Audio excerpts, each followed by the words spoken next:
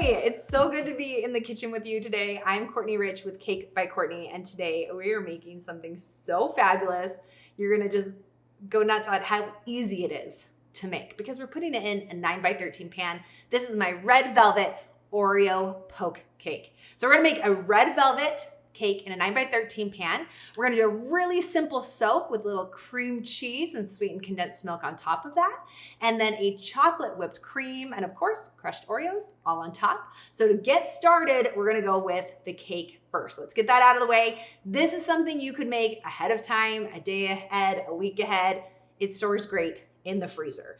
The most important thing as you get started though on making this cake batter is that your ingredients are room temperature. So butter, the buttermilk, the eggs, sour cream, all those things need to be room temperature so that they blend really well together as you're mixing them up and they're nicely and evenly absorbed with the dry ingredients.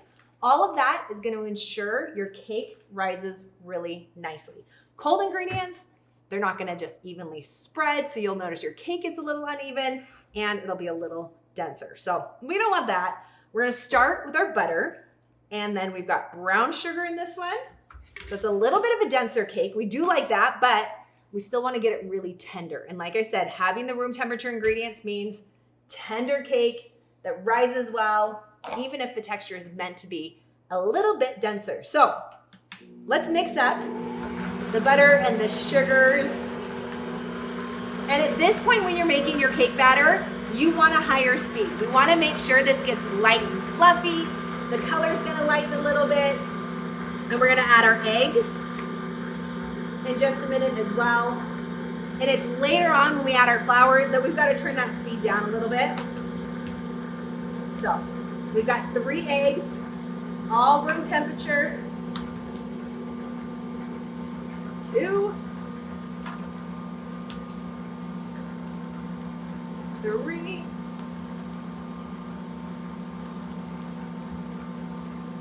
Super important at this point too, depending on the type of mixer you have, the attachments you're using. This is my Anchorsham, so it has these balloon whisks that it uses. In my KitchenAid, I love the paddle attachment for cake batter, and I like to get that paddle attachment that has like the spatula on the sides of it, because then you don't have to keep stopping and scraping down the sides of the bowl. But this is important. Get all the butter and just extra ingredients that get stuck around the sides and the bottom.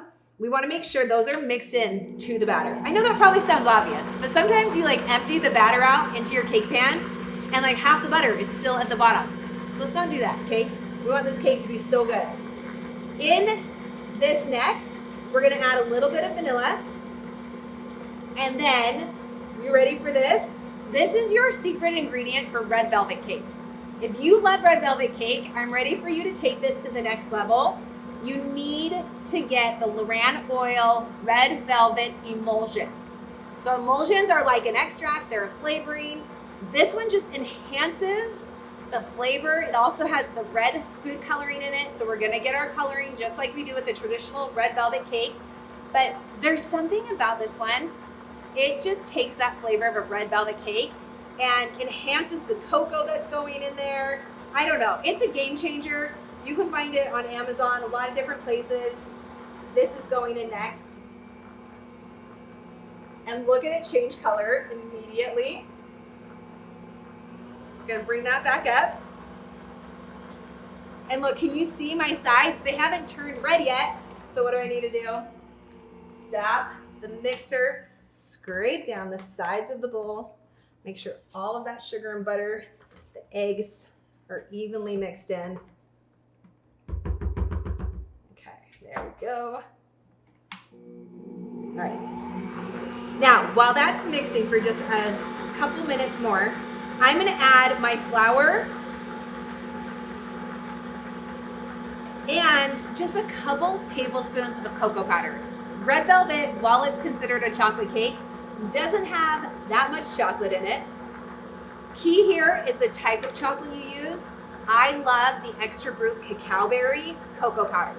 It's a bittersweet chocolate, but it's high in fat, which means it's gonna help create and retain moisture, adding a little salt. And the flavor is just so good. You actually don't ever need too much of it to get a good chocolate flavor because it's just So rich and flavorful. You are gonna love it.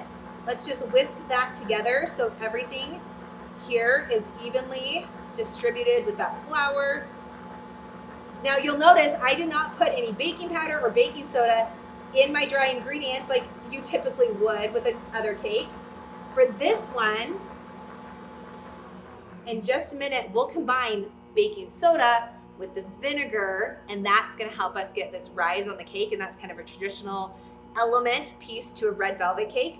So I'm gonna start by adding a little bit of my flour mixture. I've got my mixer on my lowest setting so I don't overbeat. And then I'll add a little bit of my buttermilk. And we're just alternating dry, wet, so that we can evenly mix things. Does it sound like a broken record? I feel like I say that so many times, but it's just important. Just important. Okay, a little bit here. A little bit more of the buttermilk.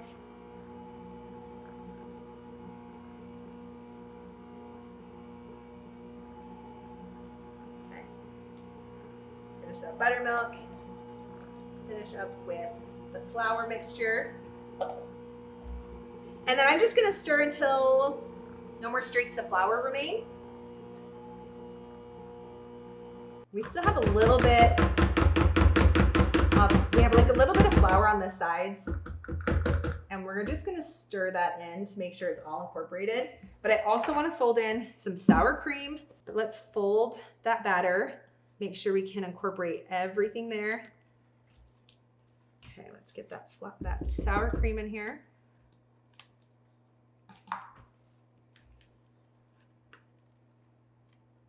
Fold that in.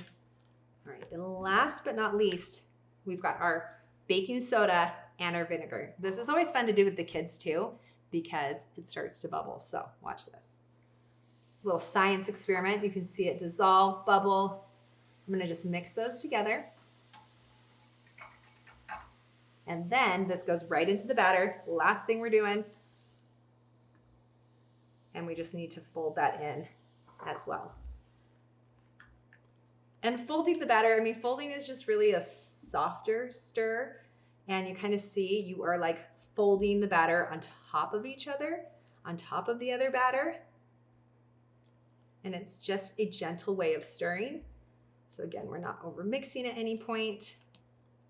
Okay. But you do want to make sure you get that baking soda and vinegar mixture incorporated as evenly as possible. And now let's grab our 9x13 pan. I sprayed it with nonstick spray. And now we're just gonna evenly spread that batter in the pan. And we'll bake this one at 325 for about 35 minutes. Remember when you're baking things, all our ovens are just a little bit different. So a recipe will give you a time, whether it's mine or someone else's, and sometimes they'll give you a range of time. Always start on the least amount because your oven might run a little hot, or if it runs a little cool, it might need a little extra time. So keep that in mind. All right, let's spread that out so it's evenly distributed in the pan here. And we'll bake nice and even. Beautiful. All right, she looks good. Let's pop her in the oven.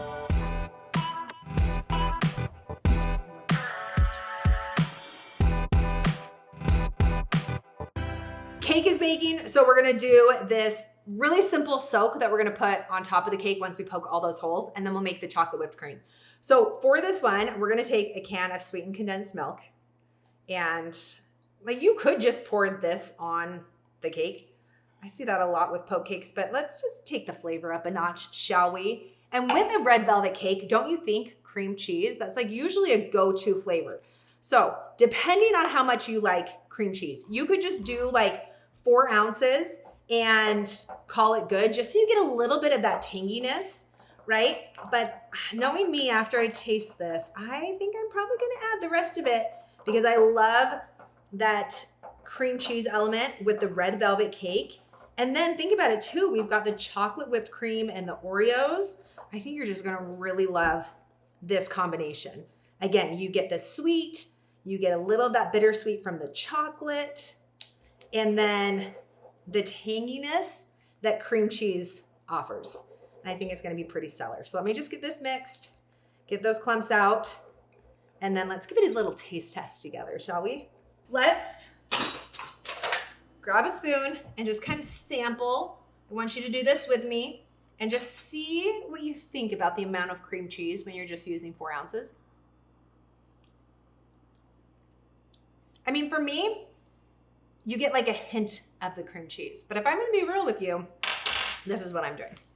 I'm adding the rest of it. The point of the poke cake is so you get a lot of moisture in the cake and you get this extra flavor element. But let's taste it now.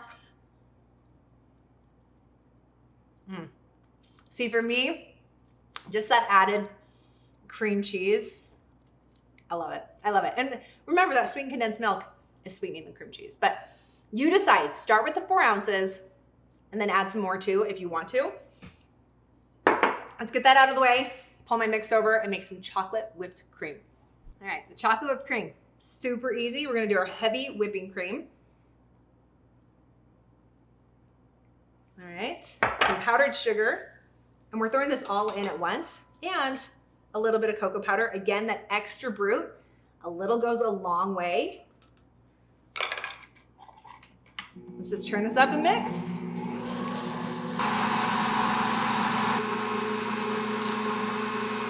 Assembly time. Now this is so fun. Grab the kids, or just if you're feeling stressed, maybe this is a moment for you because we just get to poke holes into the cake. You can grab a wooden spoon. This one's gonna be a little bit bigger. You can grab a fork. Those are gonna have smaller holes. I kind of go in between. I grab like one of our plastic straws, and you want to be generous with the poking of the holes, all right?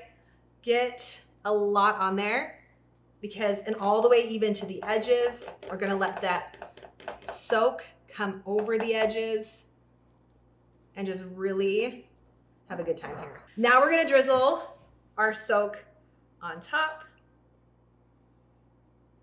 And we're gonna need to help it a little bit. So I'll grab a spoon and we'll spread it out because we really want this to go into those holes. This gets soaked into the cake, goes into those holes that we made.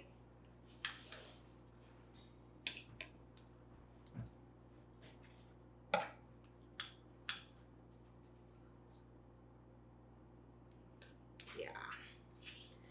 I also love the fact that with a poke cake, you can make it ahead of time. It's actually even better ahead of time because all that filling or all this soak, whether it's the caramel from my pumpkin poke cake, I've got a gingerbread one, that gets soaked into the cake even more the longer it sits. So this is a great one to even make a day ahead of time and then just put in the fridge to store. You're gonna love that. Next up, right on top of this is our chocolate whipped cream. I probably mixed mine a little long. You can tell just because it's a little bit denser, but still gonna taste amazing. And then we're just gonna spread our chocolate whipped cream right on top like you would frosting. But what we love about the whipped cream is it's just a little bit lighter, not so heavy. You're gonna love how it just complements the cake. And then of course, in just a moment, we will crush some Oreos right on top. All right, it's time for Oreos. Just grab a handful. This can be as many or as little as you want. Love that we're gonna get a little texture with each bite because we've got that soft, tender cake, the whipped cream, we've got the soak there, and then we can top it off with the Oreos. If you are gonna make this ahead of time, wait to crush the Oreos and add those on top until probably right before you're gonna serve it, a little bit closer to that. If you let them sit in the fridge on the cake, they'll start to soften and get kind of mushy by the time you wanna serve it. So just reserve this last little part for the very end. I feel like my kids will be very happy about this.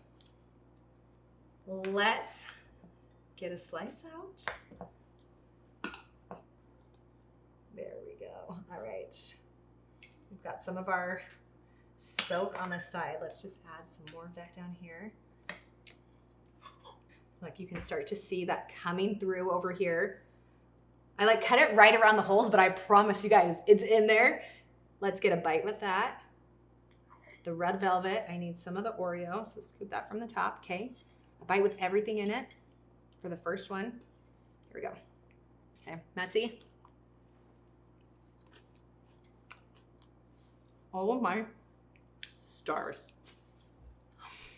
Oh my gosh. Sometimes I just have no words. And this one is making me so happy. This cake is so flavorful. It's tender. It's moist. You add that soak in there and get a little bit of that cream cheese tanginess, and then the chocolate and Oreos on top, you guys. Get out of here. That is so good. All right. Get the recipe down below. I'll see you guys next time. Bye.